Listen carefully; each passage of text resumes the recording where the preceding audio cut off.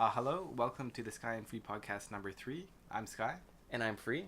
and today we're going to talk about how we learn to play music. So, we've been playing music for how many years? Maybe 10 years or Yes. so. I play guitar and sing, and Free, I play piano and drums. yeah, yeah, so Free learned piano when he was a kid. I guess he started taking piano lessons. And played, I actually learned later. Started playing guitar at around 15 or so, maybe 14, maybe younger. I'm not sure exactly when. But then, yeah, I would play guitar and I would sing as well. Yeah, and we had a band in high school. So, Mm-hmm. yeah. Yes. Um, so we recorded a few songs in high school also.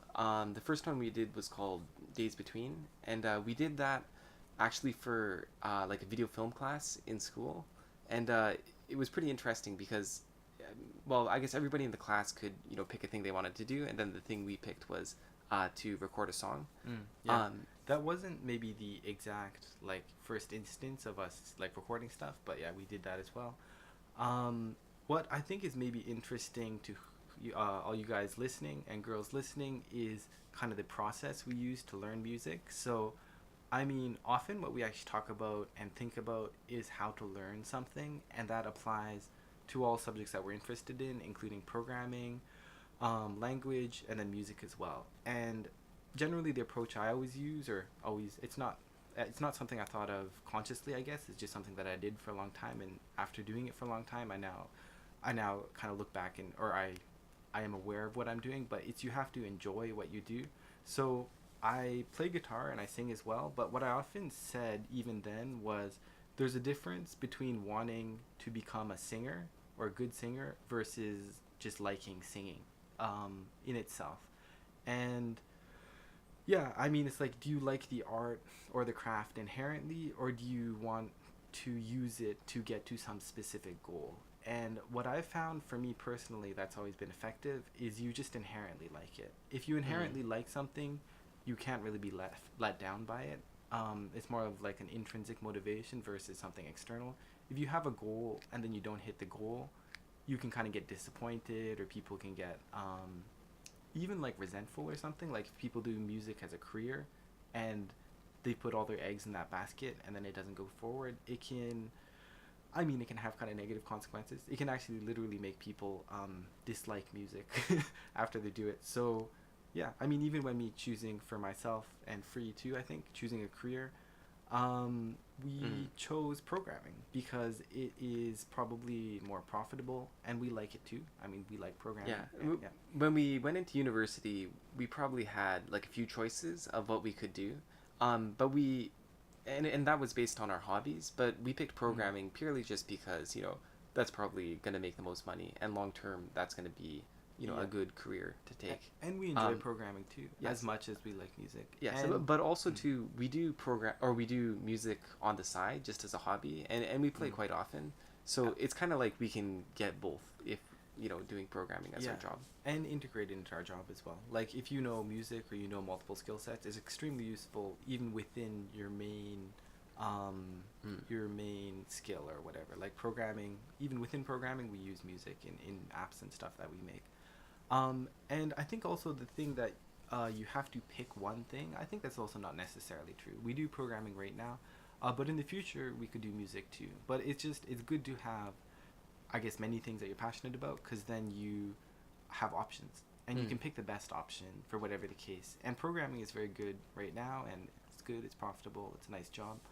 But that can change too. So like in the future, yeah, we could Yeah, do different jobs as well. yeah. It's not tied into one thing. I think one thing, tying into the point that Sky made about that we use programming in our job, um, there's some aspects of playing in a band, for example, that we found were directly applicable to working at a programming company.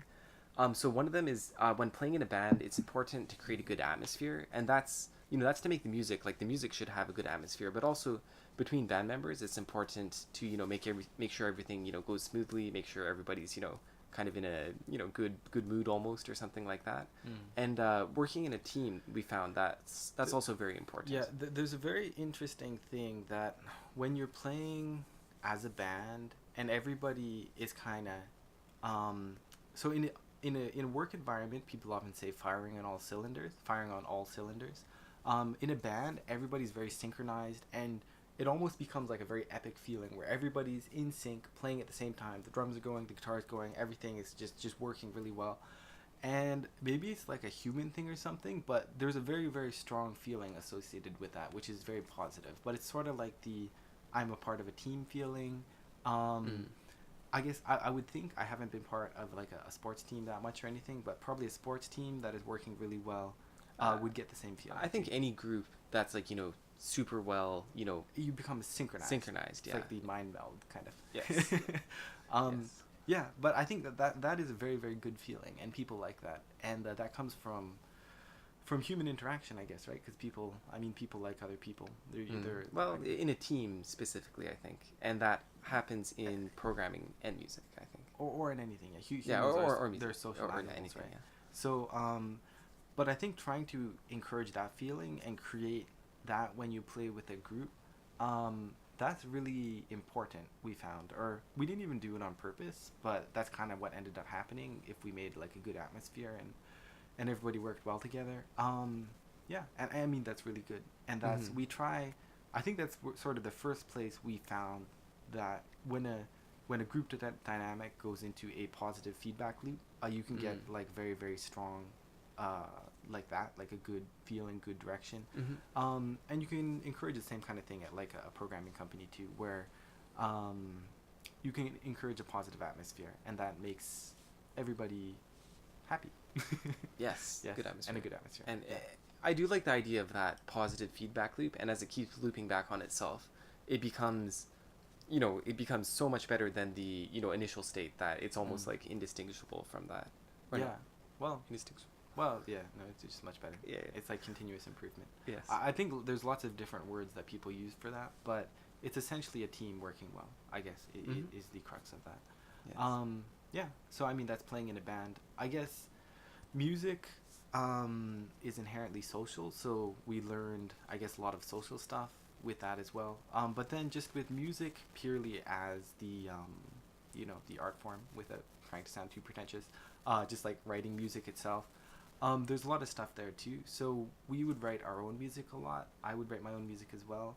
Mm. And I guess everybody has their own style of writing. I would always write the vocals, like the words, the guitar, which is essentially just chords when I was writing it, and the melody all at the same time. I would just have a guitar and I would just sing over it.